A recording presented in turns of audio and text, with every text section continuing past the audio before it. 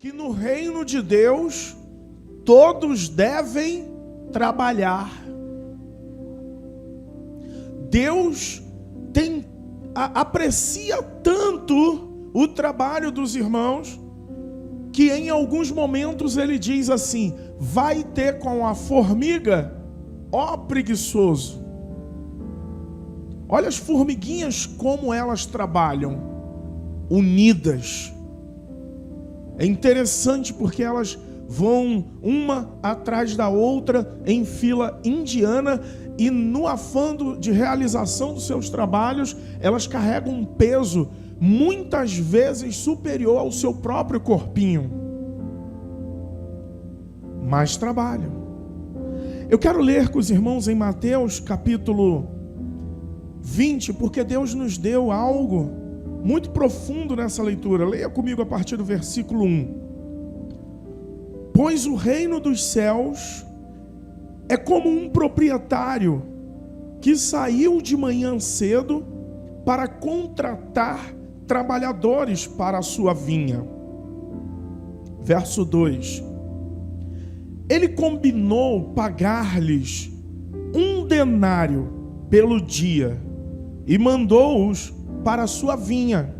Nós continuaremos lendo, mas dá uma olhadinha aqui, por favor. 1 denário é como se fosse o pagamento do dia inteiro. É como se, eu não sei quanto vale a tua diária, mas é como se você fosse contratado no esquema de diarista para trabalhar um dia. E algumas coisas eu preciso deixar evidente, claro, para nós darmos continuidade. A primeira observação, que o contexto da época não havia trabalhadores como ocorre aqui atualmente, por exemplo, no Brasil, onde uma pessoa trabalha de carteira assinada e ela trabalha horas durante a semana. Não era assim. A pessoa trabalhava por dia e ela ganhava no final do dia o seu pagamento. Isso precisa ficar bem claro, senão nós entenderemos de maneira errada e corremos o risco até de achar que Deus é injusto. E na verdade, Deus é justo, bom e generoso. Amém? Olha para o seu irmão e diga assim: pode trabalhar para o Senhor, porque Ele é bom, Ele é justo e Ele é generoso. Amém? Eu nunca vi alguém que trabalhe para o Senhor reclamar de ter sido mal pago. Deus sabe como nos recompensar. Amém? Ele abençoa a todos que trabalham na sua vinha. É por isso que na célula nós ensinamos os irmãos: é importante que cada irmão esteja trabalhando para o Senhor. Não só trabalhando no seu trabalho material, mas trabalhando para o Senhor. Leia comigo o versículo 3. Por volta das 9 horas da manhã, em umas versões vocês lerão a hora terceira, que significa 9 horas da manhã, ele saiu e viu outros homens que estavam desocupados na praça. Verso 4. E lhes disse: vão também na minha vinha, e eu lhes pagarei o que for justo. Irmãos, dá uma olhadinha aqui para mim. Para os primeiros trabalhadores, ele combinou dar um denário, ou pagar a jornada inteira. Amém? Já para a segunda classe de pessoas que ele encontrou na praça, na sexta hora, na terceira hora, que era 9 horas da manhã, ele mudou. Ele não disse que pagaria um denário. Ele falou: vai trabalhar que eu pagarei um valor justo. Amém? Vamos comigo, continua. Verso 5. E eles foram. Saindo outra vez por volta do meio-dia e das 3 horas e a 9, fez a mesma coisa, que seria ele foi às 9 da manhã, ele foi meio-dia e ele foi às 15 horas da tarde. E fez a mesma coisa. Verso 6. Saindo por volta das 5 horas da tarde, ele encontrou ainda outros que estavam desocupados. E lhes perguntou: por que vocês estiveram aqui desocupados o dia todo? Verso 7. Porque ninguém nos contratou. Responderam eles. Ele lhes disse: vá vocês também trabalhar na vinha. Olha o que ele fez. O senhor da vinha contratou até aqueles que estavam desocupados às 5 da tarde. Só tem um detalhe: que a jornada diária acabava às 18 horas. A 1/10 hora, que era às 18 horas, encerrava-se o expediente. Então nós vemos que o Senhor pegou homens que começaram a trabalhar às 9, outros começaram a trabalhar às 12, outros começaram às 15 e outros começaram às 17. Primeira lição que eu aprendo com o texto: não importa o tempo em que você entra na vinha, você deve entrar trabalhando. Ele te chama. A Bíblia diz: peçam ao Senhor da seara que envie trabalhadores. Deus gosta tanto de trabalho, irmãos, que ele disse para aqueles homens que discutiam questão de sábado, porque ele fez curas no sábado. Ele disse assim: o meu pai trabalha até agora, até hoje. Ele está trabalhando nesse exato momento, e eu também trabalho. Deus é um Deus trabalhador, amém? Eu não sei que mistério é esse, mas observe os homens do passado que Deus chamou para fazer a sua obra. Gideão, a Bíblia diz que ele estava malhando. Davi estava trabalhando, cuidando das ovelhas e do rebanho de seu pai. Analisa todos os homens do passado que Deus usou poderosamente, quando foram chamados por Deus, estavam trabalhando. Saca o teu dedo de profeta, aponta para o teu irmão e diga para ele: eu não sei em que momento da vinha você está, a que horas do dia você está, mas uma coisa eu sei: ele quer te usar na seara e na vinha do Senhor. Amém? Olha, irmãos, veja comigo, leia comigo no versículo 8. Ao cair da tarde, o dono da vinha disse ao seu administrador: chame os trabalhadores e comece a pagar-lhes o salário, começando com os últimos contratados e terminando com os primeiros. Olha que lição linda o Senhor nos dá. Ele começou pagando quem chegou às 5 da tarde, depois iria pagar quem chegou às 15 da tarde, quem chegou ao meio-dia e por fim quem chegou às 9 horas da manhã. Amém? O que o Senhor nos mostra?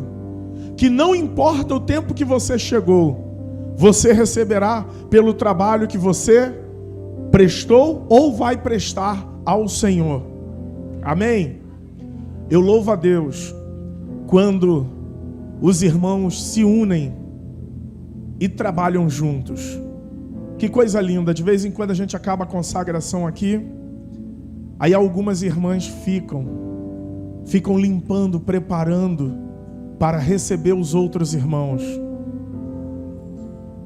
Que obra linda, irmãos, quando nós nos unimos para socorrer o faminto e o necessitado, quando nós ajudamos aqueles que estão precisando, quando irmãos trabalham o dia todo preparando comida para levar para moradores de rua. No Senhor o seu trabalho não é em vão, irmão. Se dedique, se esforce. Quem não vai ter recompensa absolutamente nenhuma é quem viveu para si, quem viveu egoístamente, cuidando apenas das próprias coisas. A Bíblia diz que nós não deveríamos cuidar apenas das coisas que propriamente dito são nossas, mas sim das coisas dos nossos irmãos. Deveríamos nos preocupar, ligar para um, ligar para outro. Irmão, como você está? Trabalhar na obra do Senhor é cuidar uns dos outros, amém? Nós precisamos estar imbuídos deste espírito, irmãos, nos tornando líderes de célula para visitar, para cuidar, pregando o evangelho aonde nós estivermos. O trabalho do Senhor é exatamente esse: pregar e cuidar. Vamos nós? Leia comigo, continue lendo comigo, no verso 9. Vieram os trabalhadores contratados por volta das 5 horas da tarde, e cada um recebeu um denário. Em uma versão diz um dinheiro. Olha aqui para mim um instante. Esses que chegaram para trabalhar às 5 da tarde ganharam um denário, equivalente a um dia inteiro de trabalho. Lembra quando ele contratou os de 9 horas? Com esses que chegaram às 9, ele combinou de pagar um denário. Mas os outros, ele não combinou de pagar um denário, ele combinou de pagar um valor justo. Sim ou não, irmãos? Só que na hora de receber, o Senhor pagou o equivalente a um dia inteiro. É mais ou menos assim. Quanto vale a tua diária de trabalho? Você trabalhou apenas 1 hora durante aquele dia. Pegou às 5 da tarde e largou às 6 horas da tarde. Mas ganhou um pagamento como se você tivesse entrado às 9 da manhã e saiu às 5 da tarde. O pagamento foi similar a um dia todo.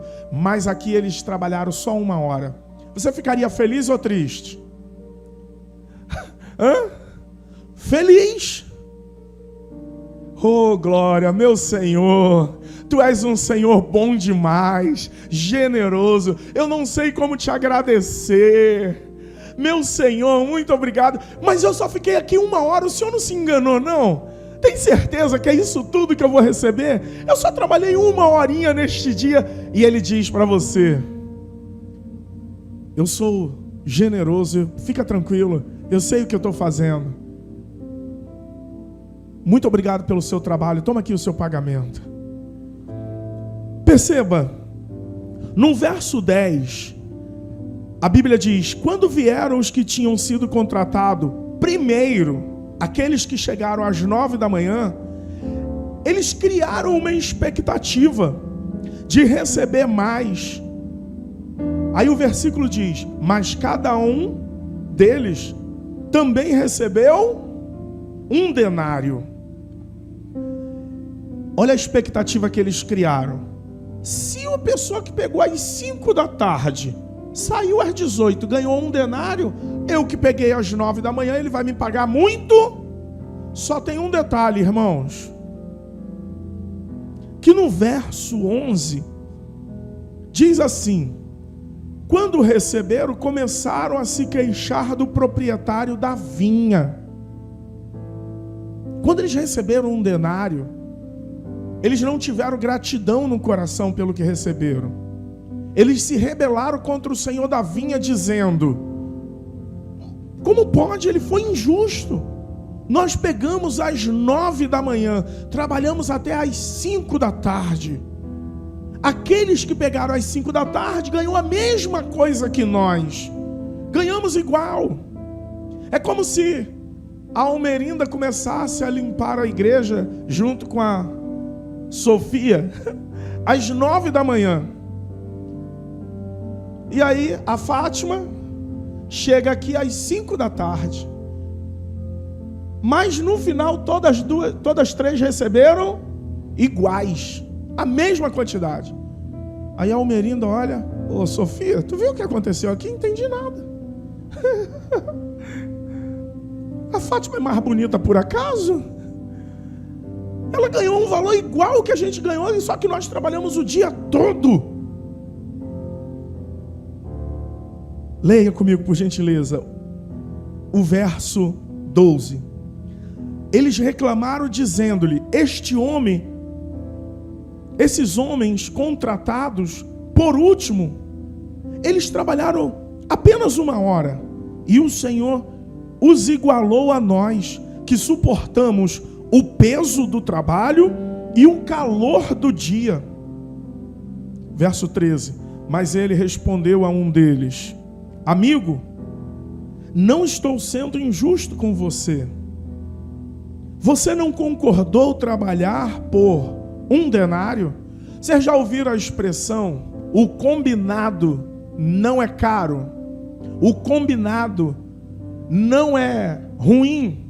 Se foi combinado e cumpriu-se o combinado, você não pode achar que isso é injusto. O senhor da vinha disse: amigo, nós não combinamos te pagar 1 denário? Os outros eu nem falei quanto pagaria.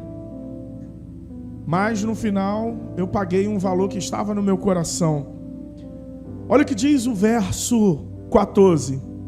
Receba o que é seu e vá. Eu quero dar ao que foi contratado por último o mesmo que lhe dei. Não tenho o direito de fazer com o que eu quero com o meu dinheiro? Ou você está com inveja porque eu sou generoso? Assim, os últimos serão primeiros e os primeiros serão os últimos. Preste atenção que aqui tem uma revelação. O Senhor te chamou para trabalhar na seara. Cuidado com as murmurações. Porque a Bíblia diz que os últimos serão os primeiros e os primeiros serão os últimos. De repente você chegou primeiro, mas está achando, se sentindo injustiçado por alguma razão. Mas o Senhor está dizendo: filho, eu não combinei com você uma coisa, eu não estou cumprindo o combinado? Ou você está chateado comigo só porque eu sou generoso? Aqui é a primeira revelação. A segunda revelação que eu vejo nesse texto: existe a possibilidade de você trabalhar de repente um pouco menos e ganhar igual quem trabalhou muito. O que é isso? Está falando de ter resultados extraordinários na sua vida. Está falando de Deus cumprir na sua vida coisas que há muito tempo você talvez buscou, trabalhou e não conseguiu, e não chegou lá.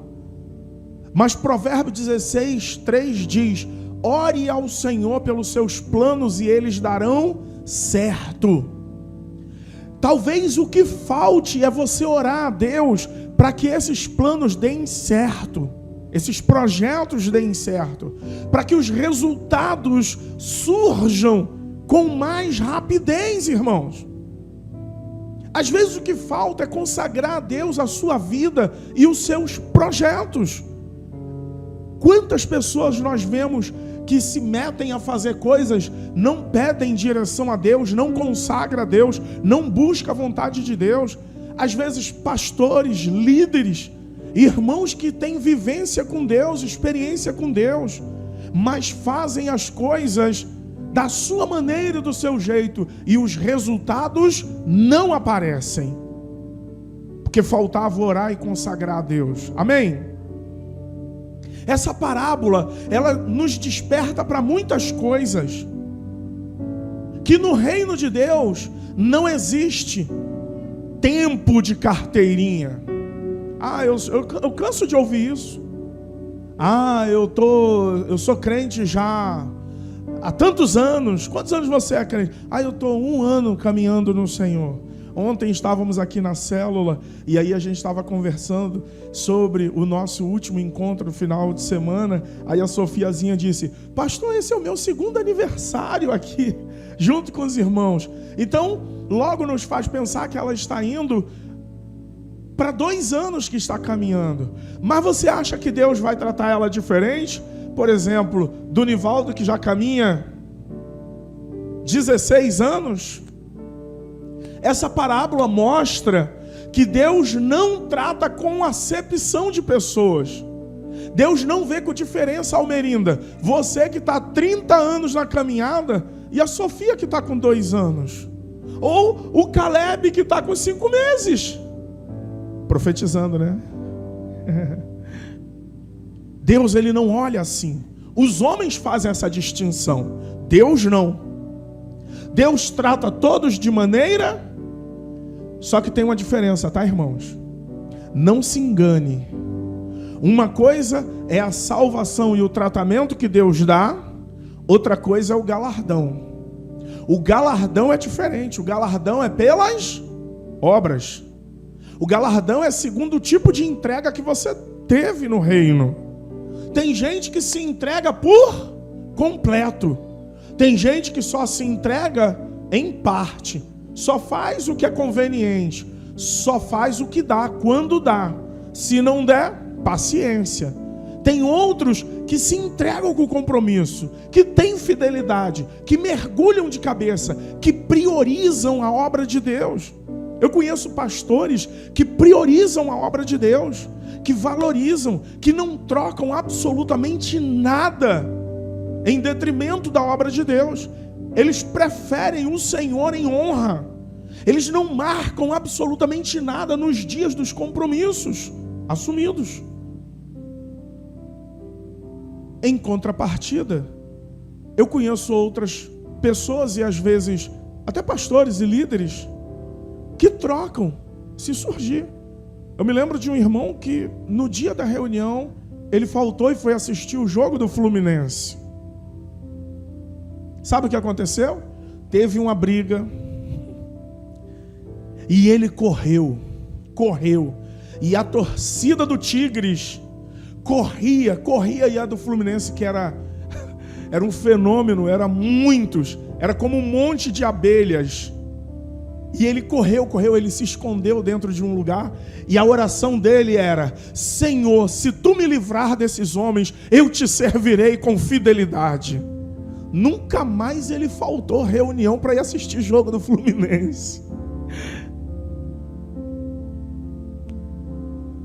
Às vezes Deus permite que a gente tome uns sustos assim para nos despertar. O tipo de entrega diz que tipo de galardão você terá. Amém? Agora preste atenção, porque ao lermos esse texto, nós vemos que Deus trata todos de maneira igual. Quem chegou por último e quem chegou primeiro. Agora, por que chegou nesse momento? O que fez Jesus ter este diálogo?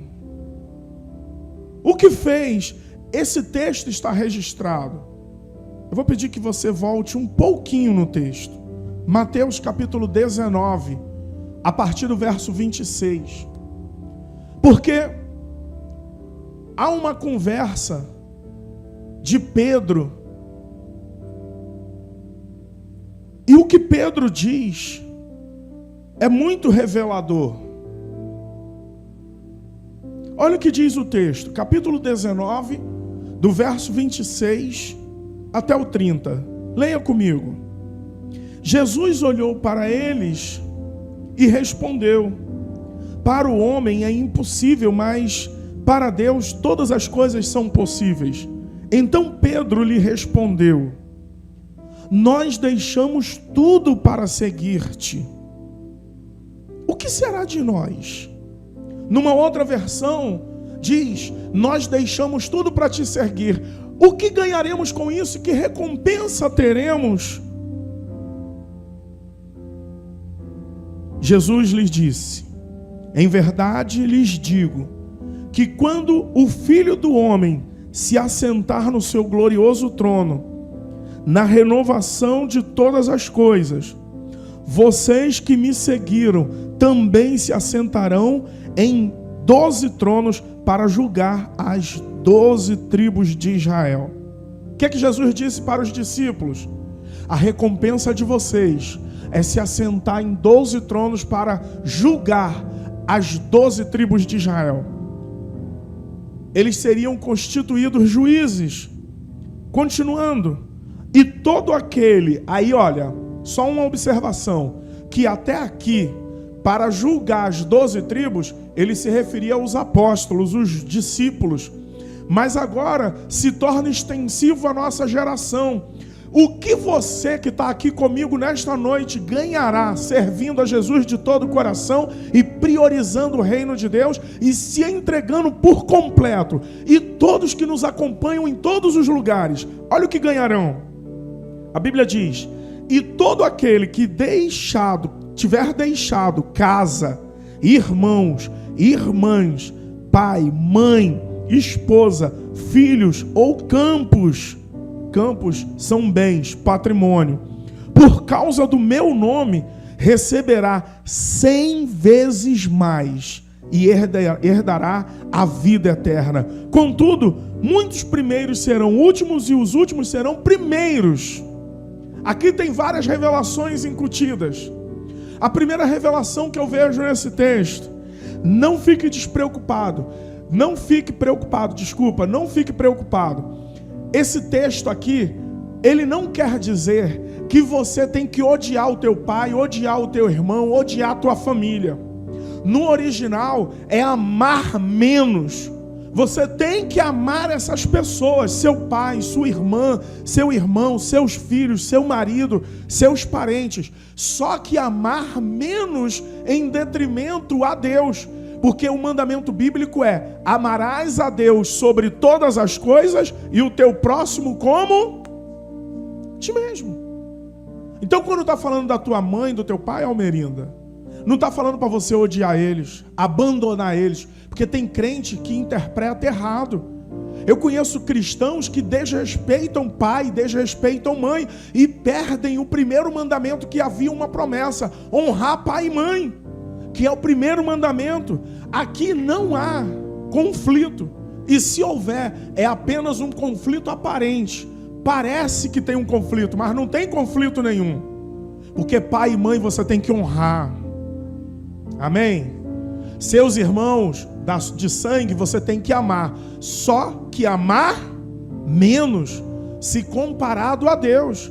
Deus está em primeiro lugar, Orlando. Ame a Deus em primeiro lugar. Depois você vai amar essas pessoas. Você não pode inverter. Uma eventual inversão neste amor, você está incorrendo na idolatria. Tem pai e mãe que idolatra o filho. Não, meu filho, eu vou fazer o aniversário do meu filho, hoje eu não vou para lugar nenhum, não vou para a igreja, não vou para culto, vou fazer o aniversário do meu filho. Pois é, o teu filho se tornou um ídolo para você. Não, olha, eu vou ir para pescaria, eu não quero saber de igreja, eu vou para pescaria porque já está programado um tempão, e você substituiu o que deveria fazer para ir de repente numa situação, circunstância que poderia ficar para depois. Isso se tornou um ídolo no teu coração.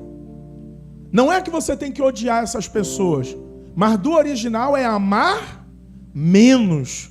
Vai amar, porém amar menos. Amém, gente? É a primeira revelação. Segunda revelação que o texto traz: se tratando de patrimônio, depois de filhos ele diz campos. Não tem jeito, irmãos. Patrimônio você vai ter que deixar em segundo plano. Se você valorizar mais o seu patrimônio, aquilo é o teu ídolo. Aí a Bíblia diz assim: onde estiver o teu tesouro, ali estará o teu coração. Tem que ter cautela, porque existem conquistas que Deus te abençoou que não pode ocupar o primeiro lugar da sua vida. Você não pode dar o primeiro lugar da sua vida. Relacionamento. Tem gente que sonha casar, casa, agora abandona o Senhor por causa do casamento. Sonha começar um namoro, começa a namorar, abandona o Senhor. Sonha arrumar um bom emprego, arruma um bom emprego, abandona o Senhor. Deixa-se constituir ídolos em seu coração, e não pode. Discípulo de Jesus, o Senhor Jesus disse: o Filho do Homem não tem onde reclinar a sua cabeça. A nossa morada não é aqui, irmãos. A nossa morada não é aqui. Esse discurso não é duro, ele é esclarecedor para nós. Olha o que ele diz depois. Agora sim, ele faz duas promessas para quem dá a prioridade da nossa geração para ele. Você não vai julgar as 12 tribos, mas ele diz, contudo, ele diz assim na palavra, se você deixar tudo isso por causa do meu nome, aí ele diz, você receberá 100 vezes mais. Nossa, eu não ouvi glória. Nem na parte boa, porque essa é a parte boa da pregação. Receber 100 vezes mais. Pastor, como que eu recebo 100 vezes mais? Eu não sei o tamanho da sua família, mas quando você adentra para a família de Deus, por exemplo, quando você vai à Santa Ceia, tem mais de 100 ou não tem, irmãos? Você se tornou membro dessa grande família, 100 vezes mais em relação a pessoas. Agora, o mais importante de tudo, olha o que é que ele diz. E você vai herdar a vida eterna. A Bíblia diz que um homem, quando encontra algo, Raquel, que tem muito valor para ele costuma vender tudo que tem e comprar aquilo que ele encontrou de maior valor. Eu me lembro de um homem que descobriu que no terreno que ele andava tinha um poço de petróleo. Ele vendeu tudo que tinha e fez uma proposta para o proprietário. Aí o proprietário ainda se amarrou um pouco de vender. Ele falou, fala para mim o que você quer por este terreno. E aí o cara fez umas exigências absurdas. Ele desfez de tudo e entregou tudo que o outro pediu, porque naquele campo ele tinha algo que depois ele poderia comprar o que ele quisesse. É igual a gente, irmãos. A eternidade, a vida eterna, vale mais do que qualquer coisa que você possa imaginar nesta vida terrena. É o nosso alvo. Aí a Bíblia diz assim, Juan, aquele que perseverar até o fim, receberá a coroa da vida. A promessa para aqueles que priorizam o reino de Deus é receber a coroa da vida, a vida eterna. Irmãos, se nós seguimos a Jesus, somos discípulos de Jesus, vale a pena negar tudo por amor ao nome dele, amém? Eu já quero entrar em rota de encerramento, mas eu preciso ler isso com os irmãos. 1 Coríntios, capítulo 1, verso 15, leia comigo por gentileza. Leia comigo, diz assim, é capítulo 1, verso 58. Irmãos, eu vou corrigir. Capítulo 15, verso 58. Amém? Diz assim o texto bíblico. 1 Coríntios, capítulo 15, verso 58. Portanto, meus amados irmãos, sede firmes e constantes, sempre abundantes na obra do Senhor, sabendo que o vosso trabalho não é vão no Senhor. Aleluia. Quando você sai da sua casa, que vai visitar alguém que está precisando, quando você sai da tua casa, Almerinda, que vai orar por um enfermo, quando você entende o chamado de Deus e faz a obra de Deus, você está sendo firme e constante, e na obra do Senhor abundante, e tenha uma convicção que no Senhor esse trabalho não é vão. Eu quero ler só mais alguns textos bíblicos com você que eu separei. Colossenses capítulo 3, 23. Não faça para o homem nada, absolutamente nada. Tudo que você fizer, faça como para o Senhor. Colossenses 3, 23 diz: tudo o que fizerem, façam de todo o coração, como para o Senhor e não para os homens. Na empresa em que você trabalha, as pessoas que você serve, diz Efésios 6, versículo 7 e 8, sirvam aos seus senhores de boa vontade, como servindo ao Senhor e não aos homens, porque vocês sabem que o Senhor recompensará cada um pelo bem que praticar, seja escravo, seja livre. Olha, irmãos, se tem uma coisa que magoa o coração de Deus, é quando você faz algo com tristeza no coração. É melhor você falar para o irmão: irmão, isso não está me trazendo alegria no coração. Eu preciso que você ore por mim para mudar essa disposição do meu coração. Porque se você fizer servindo e não tiver de todo o coração, esse trabalho o Senhor não recebe. Agora, enquanto você estiver vivo, faça de todo o coração, com alegria. Eclesiastes 9:10 diz assim, Eclesiastes capítulo 9, verso 10: o que as suas mãos tiverem que fazer, que o façam com toda a sua força, pois na sepultura, para onde você vai, não há atividade, nem planejamento, não há conhecimento e nem sabedoria. É por isso, irmãos, que aqui a obra de Deus a gente faz com planejamento. A gente planeja, os irmãos entenderam, a gente participa todos de boa vontade e de bom coração. Porque para onde nós iremos quando morrermos, acabou a oportunidade de trabalhar. Eu costumo dizer para os irmãos: meu amado, você que ama o Senhor, dá o teu dízimo agora que você está em vida. Porque depois que você morrer, a sua oportunidade de participação na obra de Deus acabou. Perdeu a chance de dizer: eu participei naquele período que eu estava lá na terra, tive a chance e participei. Depois a oportunidade já foi embora. Se você tem a oportunidade de dizer para alguém que você ama, diga em vida. Eu falo para minha esposa às vezes: olha, eu gostaria muito, irmãos, que no dia do meu sepultamento fosse só aquelas pessoas que me amam de verdade. Eu dispenso a presença no meu sepultamento daqueles que nunca falaram que me amam. Eu dispenso, porque já não adianta mais nada. O que adianta, Fatinha, falar que te ama depois que você morreu? O que adianta, irmãos, levar flores depois que você morreu? Dá flores enquanto está vivo. Vocês viram? Nós demos uma orquídea para a irmã Fátima aqui. Depois que ela morrer, adianta dar orquídea para ela? Adianta, irmãos? Adianta eu querer fazer... estou chorando, minha mãe morreu.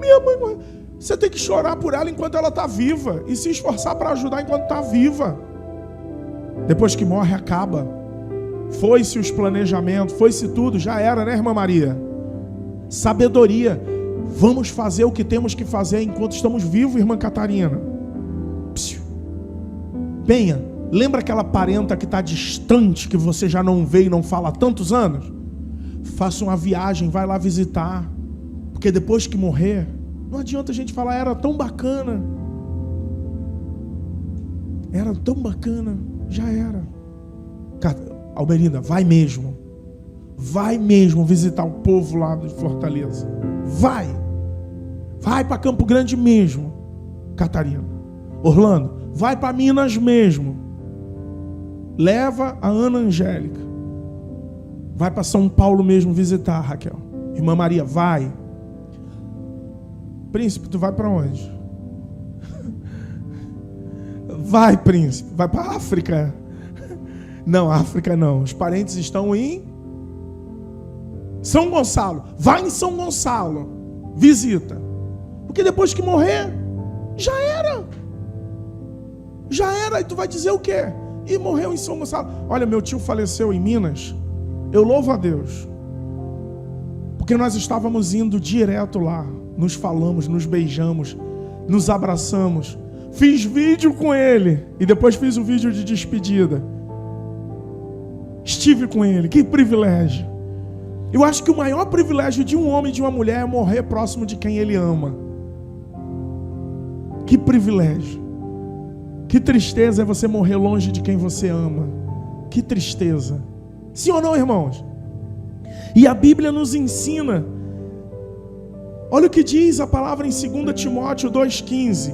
Procure apresentar-te a Deus aprovado como obreiro, como trabalhador, que não tem do que se envergonhar e que maneja corretamente a palavra da verdade. Para a gente encerrar, irmãos, pastor, eu não tenho muita força, eu sou tão fraquinho, tão magrinho, eu não posso fazer muito. Olha o que o texto bíblico diz em 1 Tessalonicenses, capítulo 4, verso 11 e verso 12. 1 Tessalonicenses, capítulo 4, verso 11 e 12, diz: esforcem-se para ter uma vida tranquila e cuidar dos seus próprios negócios e trabalhar com as próprias mãos, como nós os instruímos, a fim de que não andem, a fim de que andem decentemente aos olhos dos que são de fora e não dependam de ninguém. Que bênção é quando você anda decentemente, Raquel. Olha, louvado seja Deus, porque eu não dependo, não fico dependendo de ninguém. E essa dependência seja inteligente. Não estou me referindo aqui de dependência espiritual, de estarmos congregando ligados um no outro. Estou falando de você trabalhar e se esforçar para não ser pesado a ninguém. Eu chego lá na loja da Raquel, sabe o que ela está fazendo? Unha, cabelo, e tem gente esperando. Quando minha esposa vai lá, fica aguardando. Eu louvo a Deus quando eu vejo irmãos que trabalham. Às vezes, eu estou com o Nilo, ele vai lá, pega uma coisa, carrega para o outro lado, e pega outra e carrega para o outro, e carrega para os outros, faz frete para lá, carrega passageiro, carrega animal, carrega flores, carrega móveis, carrega tu para a igreja de Niterói. Eu chego na Cris trabalhava no posto de gasolina, chegava lá, estava abastecendo e rindo, e cansada, tadinha, andava igual a barca, né?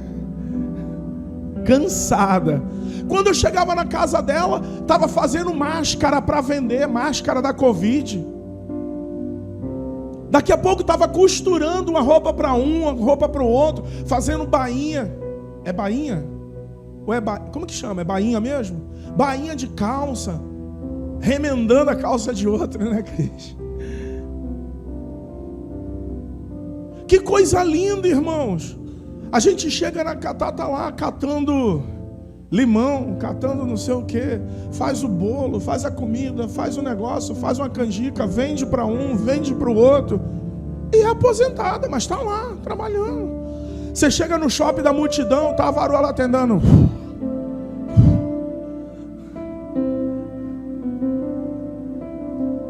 E coisa linda, irmãos. Cheguei na prefeitura, a Ana Angélica estava lá com um monte de pastos, processos indo para lá, processos vindo para cá, andando, trabalhando. Chega aqui, está fazendo comida por lá, faz comida para os irmãos, e cuida da mel, e vem para a igreja, ajuda a limpar, vem para o ensaio, e vai.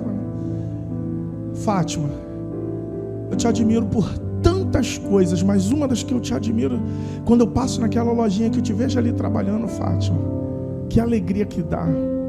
As velhinhas têm um ponto de encontro. Tu faz café ali para elas? Ah, então tá explicado por que elas param ali. Eu passo para ir para o trabalho, tá cheio de velhinha ali, e as crianças param e estão comprando docinho, comprando salgadinho. Ela é aposentada, né, irmã? Mas está lá trabalhando com as coisas, irmãos.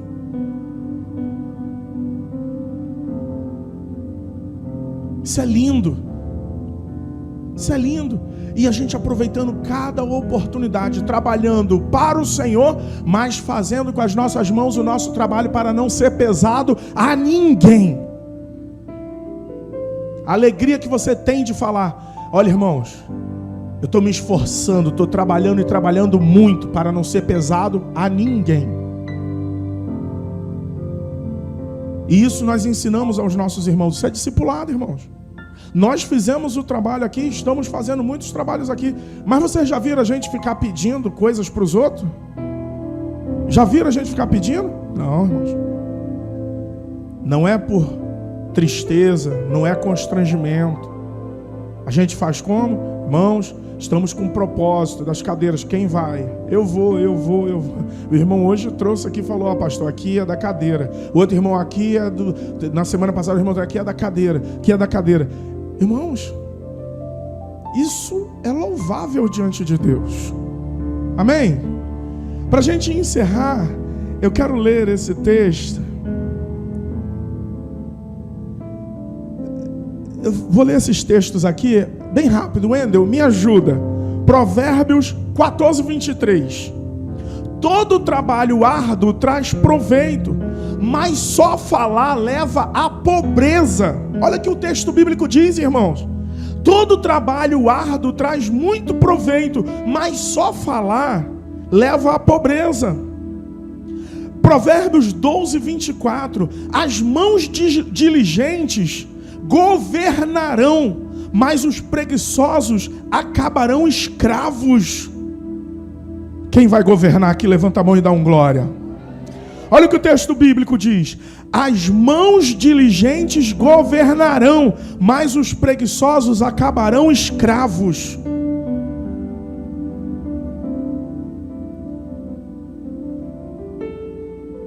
Para a gente encerrar o último texto bíblico que eu quero ler.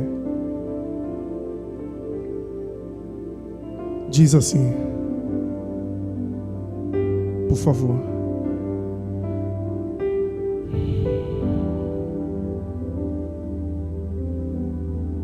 Diz assim o texto bíblico.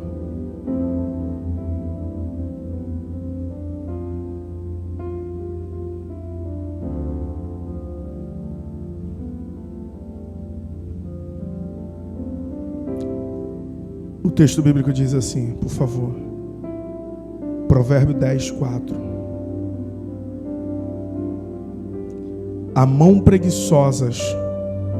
mãos preguiçosas empobrecem o homem, porém as mãos diligentes lhe trazem riqueza. Trabalhar para o Senhor e trabalhar para si.